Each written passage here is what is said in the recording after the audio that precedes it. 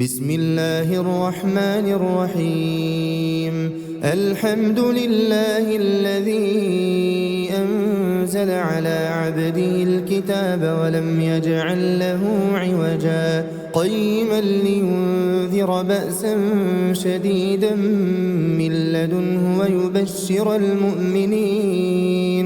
ويبشر المؤمنين الذين يعملون الصالحات أن لهم أجرا حسنا ماكثين فيه أبدا وينذر الذين قالوا اتخذ الله ولدا ما لهم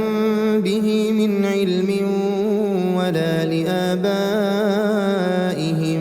كبرت كلمة تخرج من أفواههم إن يقولون إلا كذبا فلعلك باخع نفسك على آثارهم إن لم يؤمنوا بهذا الحديث أسفا إنا جعلنا ما على الأرض زينة لها لنبلوهم أيهم أحسن عملا وإنا لجاعلون ما عليها صعيدا جرزا أم حسبت أن أصحاب الكهف والرقيم كانوا من آياتنا عجبا إذ أوى الفتية إلى الكهف فقالوا ربنا آتنا من لدنك رحمة وهيئ لنا من أمرنا رشدا فضربنا على آذانهم في الكهف سنين عددا ثم بعثناهم لنعلم أي الحزبين أحصى لما لبثوا أمدا نحن نقص عليك نبأهم بالحق إنهم فتية آمنوا بربهم وزدناهم هدى وربطنا على قلوبهم إذ قاموا فقالوا ربنا رب السماوات والأرض لن ندعو من دونه إلها لقد قلنا إذا شططا هؤلاء قوم اتخذوا من دونه آلهة لولا يأتون عليهم بسلطان بين فمن أظلم ممن افترى على الله كذبا وإذ اعتزلتموهم وما يعبدون إلا الله فأووا إلى الكهف ينشر لكم ربكم من رحمته ويهيئ لكم من أمركم مرفقا وترى الشمس إذا طلعت تزاور عن كهفهم ذات اليمين وإذا غربت تقرضهم ذات الشمال وهم في فجوة منه ذلك من آيات الله من يهد الله فهو المهتد ومن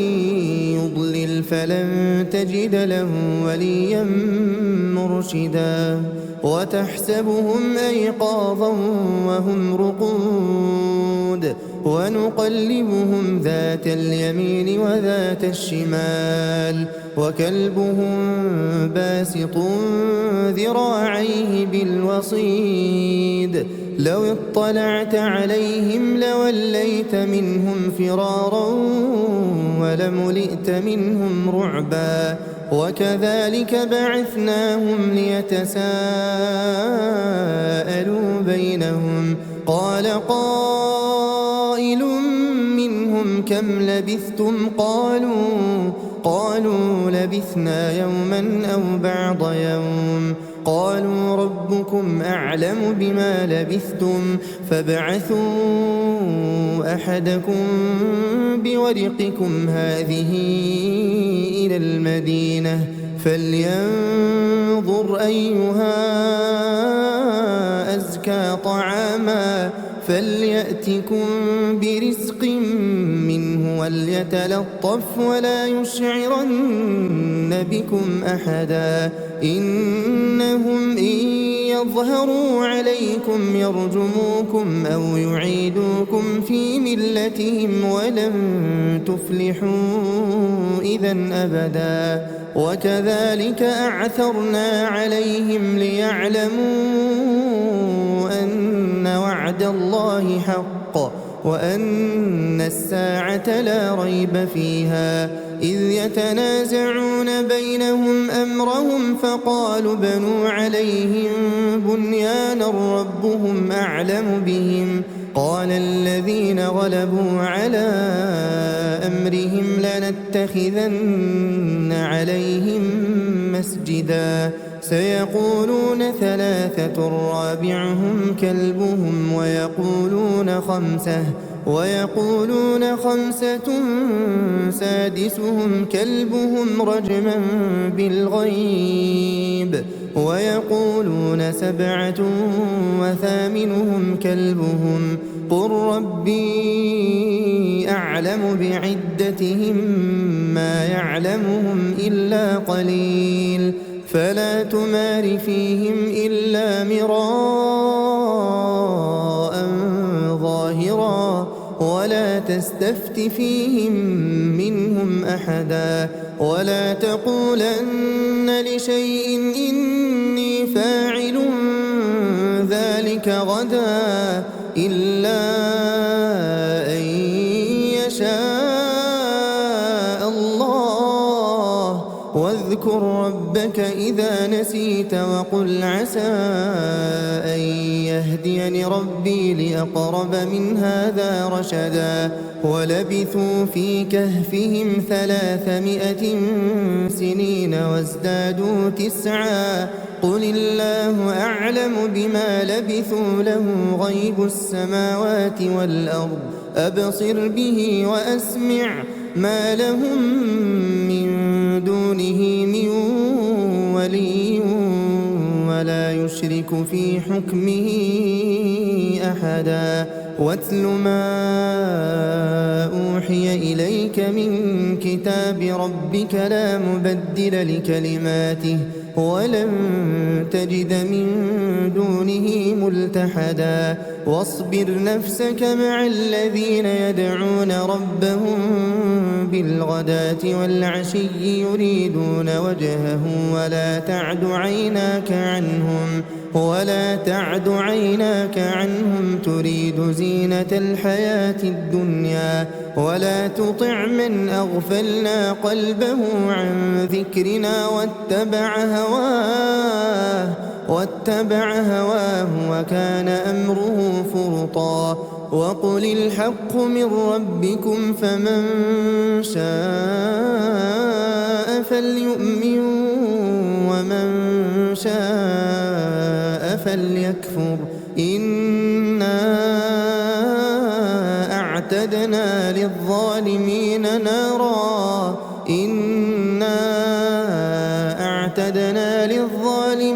نارا أحاط بهم سرادقها وإن يستغيثوا يغاثوا بماء كالمهل يشوي الوجوه بئس الشراب وساءت مرتفقا إن الذين آمنوا وعملوا الصالحات إنا لا نضيع أجر من أحسن عملا أولئك لهم جنات عدن تجري من تحتهم الأنهار يحلون فيها من أساور من ذهب ويلبسون ثيابا خضرا من سندس وإستبرق متكئين فيها على الأرائك نعم الثواب وحسنت مرتفقا واضرب لهم مثل الرجلين جعلنا لأحدهما جنتين من أعناب وحففناهما بنخل وجعلنا بينهما زرعا كلتا الجنتين آتت أكلها ولم تظلم منه شيئا وفجرنا خلالهما نهرا وكان له ثمر فقال لصاحبه وهو يحاوره أنا أكثر منك مالا وأعز نفرا ودخل جنته وهو ظالم لنفسه قال ما أظن أن تبيد هذه أبدا وما أظن الساعة قائمة ولئن رددت إلى ربي لأجدن خيرا منها منقلبا قال له صاحبه وهو يحاوره أكفرت بالذي خلقك من تراب ثم من نطفة ثم سواك رجلا لكن هو الله ربي ولا أشرك بربي أحدا ولولا إذ دخلت جنتك قلت ما شاء الله لا قوة إلا بالله إن ترني أنا أقل منك مالا وولدا فعسى ربي أن يؤتيني خيرا من جنتك ويرسل عليها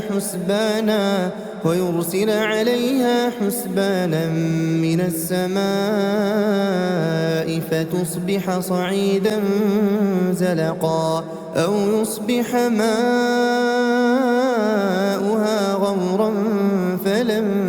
تستطيع له طلبا وأحيط بثمره فأصبح يقلب كفيه على ما أنفق فيها وهي خاوية على عروشها ويقول يا ليتني لم أشرك بربي أحدا ولم تكن له فئة ينصرونه من دون الله وما كان منتصرا هنالك الولاية لله الحق هو خير ثوابا وخير عقبا واضرب لهم مثل الحياة الدنيا كماء إن أنزلناه من السماء فاختلط به نبات الأرض فأصبح هشيما تذروه الرياح وكان الله على كل شيء مقتدرا المال والبنون زينة الحياة الدنيا والباقيات الصالحات خير عند ربك ثوابا وخير أملا ويوم نسير الجبال وترى الأرض بارزة وحشرناهم فلم نغادر منهم أحدا وعرضوا على ربك صفا لقد جئتمونا كما خلقناكم أول مرة بل زعمتم أن لن نجعل لكم موعدا ووضع الكتاب فترى المجرمين مشفقين مما فيه ويقولون يا ويلتنا ما لهذا الكتاب لا يغادر صغيرة ولا كبيرة إلا أحصاها ووجدوا ما عملوا حاضرا ولا يظلم ربك أحدا وإذ قلنا للملائكة اسجدوا لآدم فسجدوا إلا إبليس كان من الجن ففسق عن أمر ربه أفتتخذونه وذريته أولياء من دوني وهم لكم عدو بئس للظالمين بدلا ما أشهدتهم خلق السماوات والأرض ولا خلق أنفسهم وما كنت متخذ المضلين عضدا ويوم يقول نادوا شركائي الذين زعمتم فدعوهم فلم يستجيبوا لهم وجعلنا بينهم موبقا ورأى المجرمون النار فظنوا أنهم مواقعوها ولم يجدوا عنها مصرفا ولقد صرفنا في هذا القرآن للناس من كل مثل وكان الإنسان أكثر شيء جدلا وما منع الناس أن يؤمنوا إذ جاءهم الهدى ويستغفروا ربهم إلا أن تأتيهم سنة الأولين أو يأتيهم العذاب قبلا وما نرسل المرسلين إلا مبشرين ومنذرين ويجادل الذين كفروا بالباطل ليدحضوا به الحق واتخذوا آياتي وما أنذروا هزوا ومن أظلم ممن ذكر بآيات ربه فأعرض عنها ونسي ما قدمت يداه إنا جعلنا على قلوبهم أكنة أن يفقهوه وفي آذانهم وقرا وإن تدعهم إلى الهدى فلن يهتدوا إذا أبدا وربك الغفور ذو الرحمة لو يؤاخذهم بما كسبوا لعجل لهم العذاب بل لهم موعد لن يجدوا من دونه موئلا وتلك القرى أهلكناهم لما ظلموا وجعلنا لمهلكهم موعدا وإذ قال موسى لفتاه لا أبرح حتى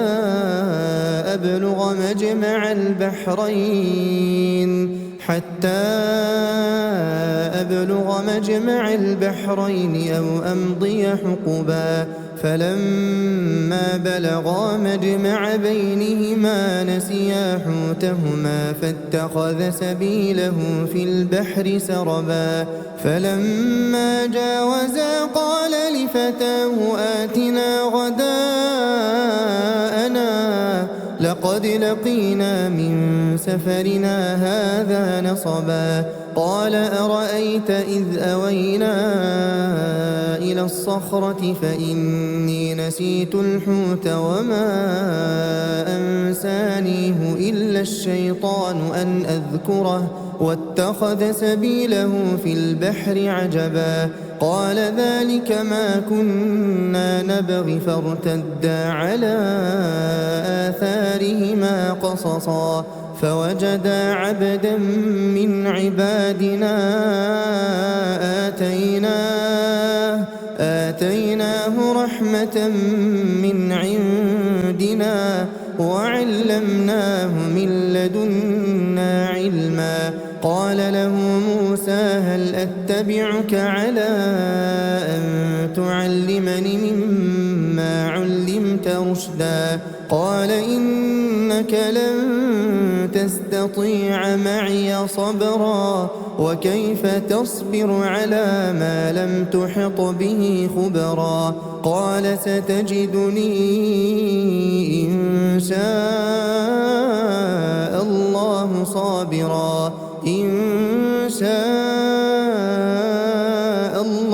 صابرا ولا لك أمرا. قال فإن اتبعتني فلا تسألني عن شيء حتى أحدث لك منه ذكرا. فانطلقا حتى إذا ركبا في السفينة خرقها قال أخرقتها لتغرق أهلها لقد جئت شيئا إمرا. قال ألم أقل إنك لن تستطيع معي صبرا. قال لا تؤاخذني بما نسيت ولا ترهقني من أمري عسرا. فانطلقا حتى إذا لقيا غلاما فقتله. قال أقتلت نفسا زكية بغير نفس لقد جئت شيئا نكرا. قال ألم أقل لك إنك لن تستطيع معي صبرا. قال إن سألتك عن شيء بعدها فلا تصاحبني قد بلغت من لدني عذرا. فانطلقا حتى إذا أتيا أهل قرية استطعما أهلها فأبوا أن يضيفوهما فوجدا فيها جدارا يريد أن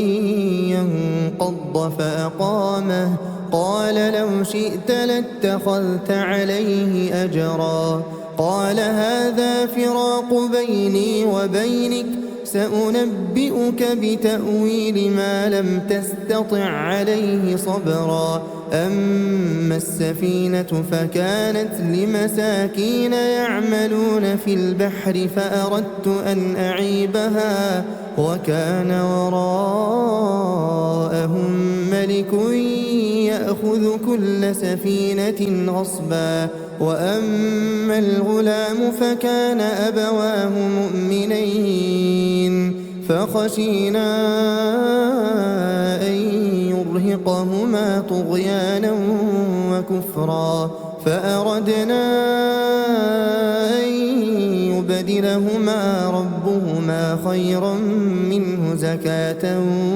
وأقرب رحما. وأما الجدار فكان لغلامين يتيمين في المدينة وكان تحته كنز لهما وكان أبوهما صالحا. فأراد ربك أن يبلغا أشدهما ويستخرجا كنزهما رحمة من ربك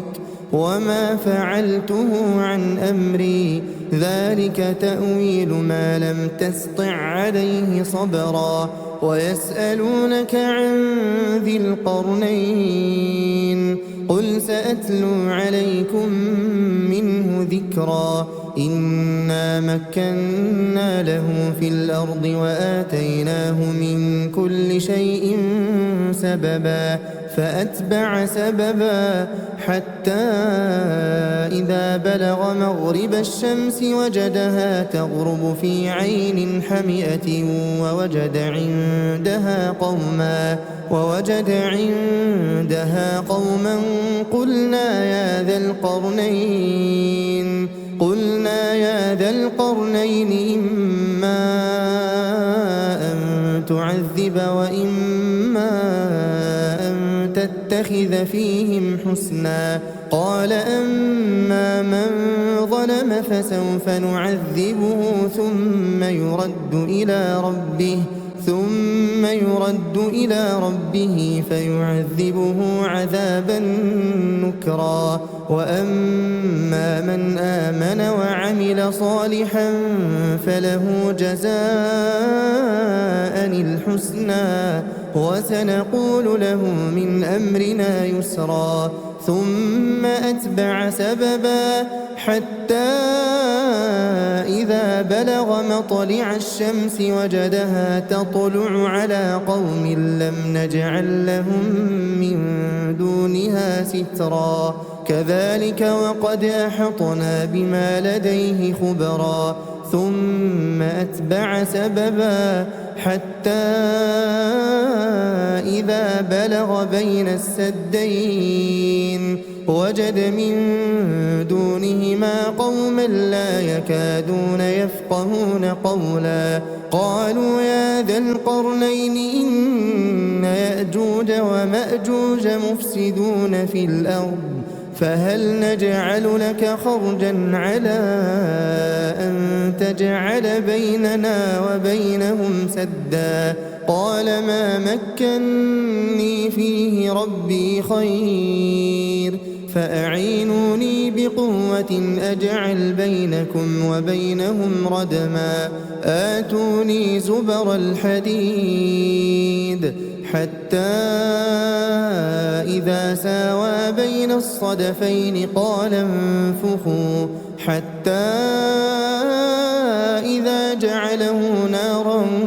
قال آتوني أفرغ عليه قطرا فما استطاعوا أن يظهروه وما استطاعوا له نقبا قال هذا رحمة من ربي فإذا جاء وعد ربي جعله دكاء وكان وعد ربي حقا وتركنا بعضهم يومئذ يموج في بعض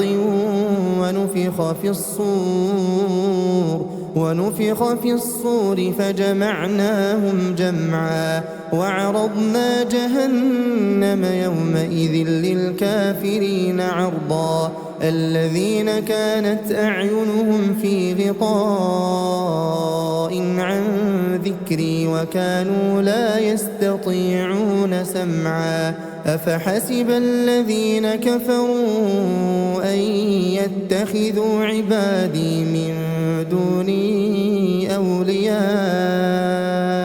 إنا أعتدنا جهنم للكافرين نزلا قل هل ننبئكم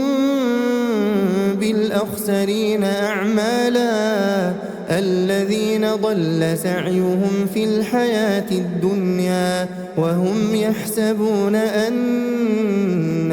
يحسنون صنعا أولئك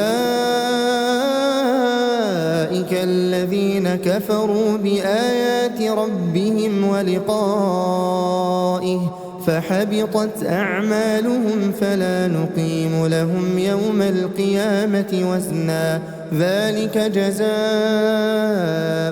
جهنم بما كفروا واتخذوا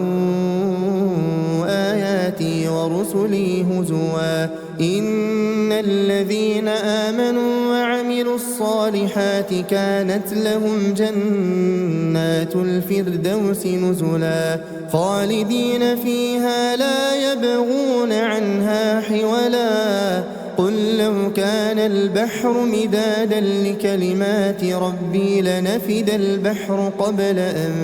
تنفد كلمات ربي ولو جئنا بمثله مددا قل إنما أنا بشر مثلكم يوحى إلي أنما إلهكم إله واحد فمن كان يرجو لقاء ربه فليعمل عملا صالحا ولا يشرك بعبادة ربه أحدا.